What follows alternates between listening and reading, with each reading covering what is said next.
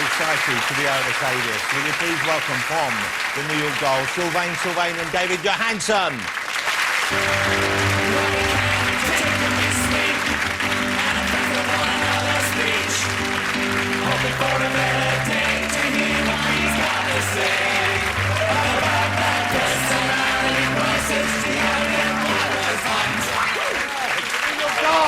Yes.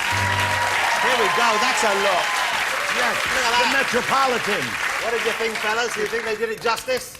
Wow, fantastic. The Debonair. Hey, how great to see you. Now, you could at least have made some sort of effort knowing you were coming on the show.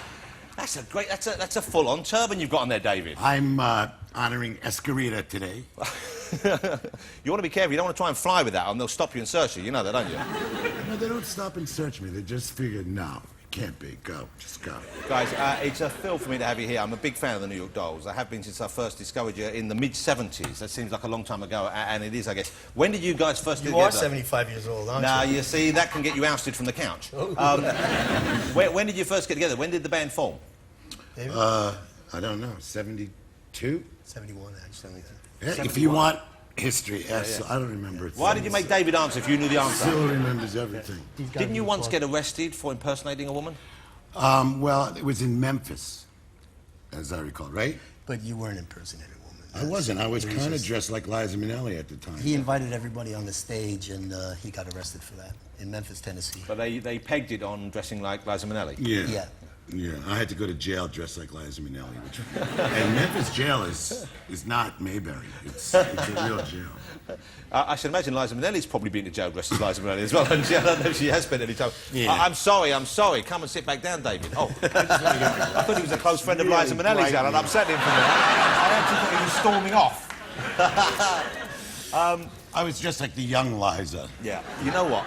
Are you guys, I'm assuming, being older gentlemen with a great deal of common sense, maybe not in the dress department, but certainly to each his own.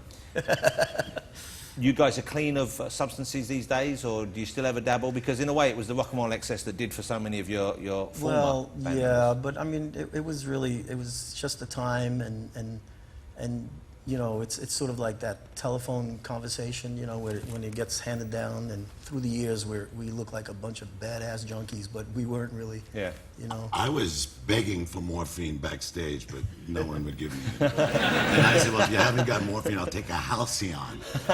Which you kind of take it and you're here, but you're not really here. You don't remember it. So it's kind of weird, though, isn't it, that some people, you know, the drugs, everyone tries drugs at some stage in their life, perhaps. Some people do lose themselves completely to it. Others, it doesn't seem to grip in the same way. Were you luckier not to go the same route as the other guys, or do you think it just didn't work for your body chemistry in that respect? What, you want to talk science? You mean, like, I think, you know, some people are genetically predisposed to, like, two guys, right? They both get really up, and one guy says, "Oh, hold on, are these scientific terms you're using here, David?" Two guys are sitting in a room. They both get loaded, right? One guy says, "I'm not going to do that again until New Year's Eve" or something, and the other one says, "Where's the stuff?" You know. Yeah. So it's just really kind of a predisposition, I think. And you were lucky to be the guy who waited till New Year's Eve. Not particularly, no. Well, there goes the theory. No, the theory is correct, but I'm not the guy to prove it. The new album by the New York Dolls, and I'm so pleased to be able to say that. It's so exciting that you guys have got a new album, mate. It's out right now. It's got some great stuff on it, and you have some great people with you. You have Michael Stipe working on the album with you, I believe. Yes. Iggy Pop. Iggy Pop. Wow, a great bunch of people. It's great to have you here. I'm looking forward to seeing you perform live for us. Ladies and gentlemen, will you join me in saying thank you before they perform live for you to David Johansen and Sylvain. Thank you, England. Thank you, United Kingdom. You guys have been so kind to us. Guys, thank you very much indeed.